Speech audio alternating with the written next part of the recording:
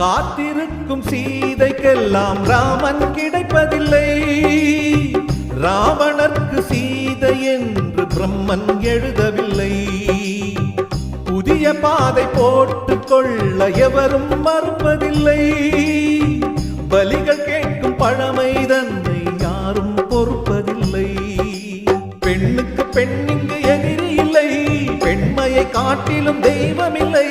அத்தை கண்களில் அன்னை தோன்றினாள். தோன்றினள் மாகாளி, அவள் பரிசிந்த பொன்தாலி. இது காதலின் சங்கீதம், புது குங்கும சந்தோஷம். மாற்றும் மாலையும் ஏற்றும் தீபமும் மங்கள பண்பாடும் ஸ்ரீதேவியின் கல்யாணம். ஓ மங்கள பண்பாடும்